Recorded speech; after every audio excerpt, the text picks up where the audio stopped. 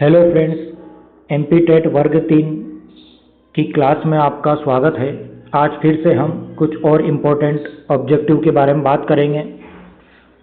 आपके सिलेबस के अकॉर्डिंग जो टॉपिक से दिए गए हैं उन टॉपिक से हम कुछ इम्पोर्टेंट ऑब्जेक्टिव को हमने निकाला है और ये ऐसे ऑब्जेक्टिव है जो आपको एग्ज़ाम में मिल सकते हैं या इससे संबंधित ऑब्जेक्टिव आपको एग्ज़ाम में मिल सकते हैं।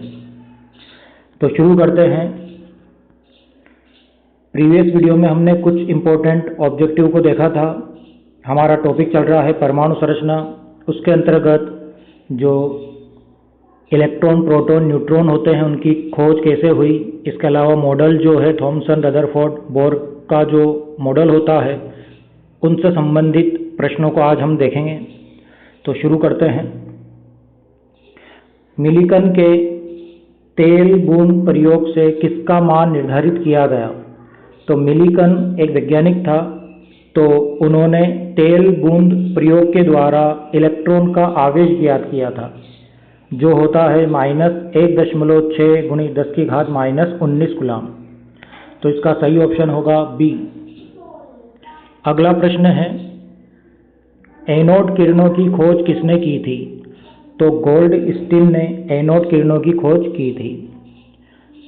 अगला प्रश्न है, एनोड किरणों का अन्य नाम क्या है? तो एनोड किरणों को हम पॉजिटिव किरणें या फिर केनाल किरणें भी कहते हैं। इसके बाद अगला प्रश्न है, एनोड किरणों की प्रकृति क्या होती है? तो एनोड किरणों की जो प्रकृति होती है, क्योंकि ये धन आवेशित कणों से मिलकर बनी होती है, तो धन आवेशित होती है। तो सही ऑप्शन होगा बी। अगला प्रश्न है, एनोड किरणों का द्रव्यमान मुख्य रूप से किस पर निर्भर करता है? तो एनोड किरणों का जो द्रव्यमान होता है वह प्रयुक्त गैस पर निर्भर करता है, जबकि कैथोड किरणों का द्रव्यमान गैस पर निर्भर नहीं करता है। तो यहाँ पर ए ऑप्शन इसका सही होगा। अगला प्रश्न है, एनोड किरणों का उपयोग किसकी खोज में हुआ? तो इसका उपयोग जो हुआ वो है प्रोटॉन की खोज में। अगला प्रश्न है, प्रोटॉन की खोज किसने की थी? तो प्रोटॉन की खोज गोल्डस्टीन ने की थी। अगला प्रश्न है, प्रोटॉन का आवेश कितना होता है? तो प्रोटॉन का +1.6 × 10⁻⁻19 कूलम होता है। अगला प्रश्न है, प्रोटॉन का द्रव्यमान इलेक्ट्रॉन की तुलना में कितना होता है?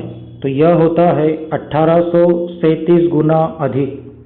हम आपको बता दें कि सबसे ज़्यादा जो द्रव्यमान होता है वो न्यूट्रॉन का होता है, उससे कम प्रोटॉन का होता है और सबसे कम इलेक्ट्रॉन का होता है। न्यूट्रॉन जो होता है वह उदासीन होता है, प्रोटॉन पर प्लस चार्ज होता है और इलेक्ट्रॉन पर ऋण आवेशित, ये कण से मिलकर बने होते हैं, इस कारण से इस पर ऋण आवेश होता है। अगला प्रश्न देखते हैं, प्रोटॉन किस प्रकार का कण है? तो अभी हमने देखा है धन आवेशित कण है। अगला है, निम्न में से किस कण को नाभिकीय कण कहा जाता है? तो परमाणु के नाभिक में प्रोटॉन और न्यूट्रॉन होते हैं, तो बी ऑप्शन इसका सही है। अगला प्रश्न है, प्रोटॉन का द्रव्यमान लगभग कितना होता है? तो यह होता है 1.672 × 10⁻⁻27 किलोग्राम। बी ऑप्शन इसका सही है, जबकि ए ऑप्शन जो है वो इलेक्ट्रॉन के लिए सही होगा। अगला प्रश्न है, न्यूट्रॉन की खोज किसने की थी? तो उनका नाम था चैडविक। इन्होंने बेरिलियम धातु पर अल्फा कणों की बौछार की थी और उसमें से न्यूट्रॉन की खोज की, तो उनका नाम है चैडविक। इसके बाद न्यूट्रॉन का आवेश कितना होता है? तो न्यूट्रॉन पर कोई आवेश नहीं होता है, इसलिए 0 कूलम। सी ऑप्शन इसका सही होगा। अगला प्रश्न है, न्यूट्रॉन का द्रव्यमान लगभग कितना होता है? तो ये प्रोटॉन से थोड़ा सा अधिक होता है, वो है 1.674 × 10⁻⁻27 किलोग्राम। अगला प्रश्न है, न्यूट्रॉन किस स्थान पर पाए जाते हैं? तो न्यूट्रॉन जो होते हैं वो नाभिक के अंदर होते हैं। अगला प्रश्न है, न्यूट्रॉन का मुख्य कार्य क्या है? तो न्यूट्रॉन का मुख्य कार्य होता है परमाणु को स्थायित्व प्रदान करना। अगला है, थॉमसन के परमाणु मॉडल को और किस नाम से जाना जाता है? तो इसे हम प्लम पुडिंग मॉडल भी कहते हैं। प्लम पुडिंग एक मिठाई होती है जिसमें जो ड्राई फ्रूट होते हैं वो लगे हुए रहते हैं। उन ड्राई फ्रूट को हम ऋण आवेशित कण कहते हैं, जबकि जो ज़्यादा मात्रा में जो पदार्थ होता है उसे हम धन आवेशित गोला कहते हैं। तो एक प्रकार की ये मिठाई होती है। तो थॉमसन ने जो परमाणु मॉडल दिया था वो तरबूज के समान या प्लम पुडिंग के समान था, इसलिए इसे तरबूज मॉडल भी कहते हैं और प्लम पुडिंग मॉडल भी कहा जाता है। ए ऑप्शन इसका सही है। अगला प्रश्न है, थॉमसन के मॉडल के अनुसार परमाणु में इलेक्ट्रॉन की व्यवस्था कैसी होती है? तो थॉमसन ने बताया कि धनात्मक गोले में समान रूप से फैले रहते हैं। तो इलेक्ट्रॉन जो होते हैं वो धनात्मक गोले में समान रूप से फैले रहते हैं, ये थॉमसन ने बताया था। अगला प्रश्न है, रदरफोर्ड के परमाणु मॉडल की पुष्टि के लिए किस प्रयोग का उपयोग किया गया था? तो रदरफोर्ड ने जो प्रयोग किया था उसके लिए उन्होंने सोने की पन्नी पर अल्फा कणों की बौछार की थी और अपना प्रयोग किया था। अगला प्रश्न है,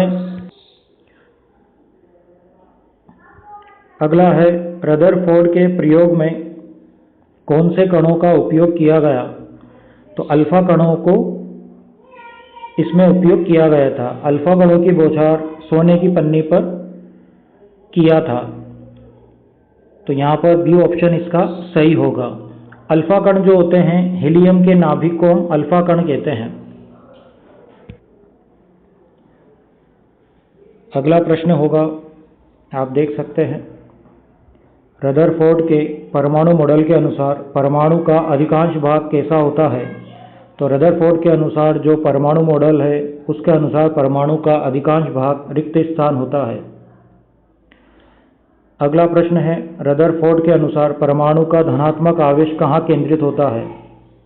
तो वह नाभिक में होता है। बी ऑप्शन इसका सही है। अगला प्रश्न है, रदरफोर्ड मॉडल के अनुसार इलेक्ट्रॉन किस प्रकार गति करते हैं? तो ये वृत्ताकार कक्षाओं में नाभिक के चारों ओर घूमते हैं। अगला प्रश्न है, बोहर ने अपना परमाणु मॉडल मुख्य रूप से किस तत्व के स्पेक्ट्रम के आधार पर प्रस्तुत किया? तो वह तत्व था हाइड्रोजन। तो आज हमने कुछ इम्पोर्टेंट ऑब्जेक्टिव के बारे में बात की है। अगले वीडियो में हम इसी परमाणु संरचना वाले टॉपिक से कुछ और इम्पोर्टेंट ऑब्जेक्टिव लेकर आएंगे। तो बने रहिए हमारे साथ। आज के लिए इतना ही। वीडियो देखने के लिए बहुत बहुत धन्यवाद।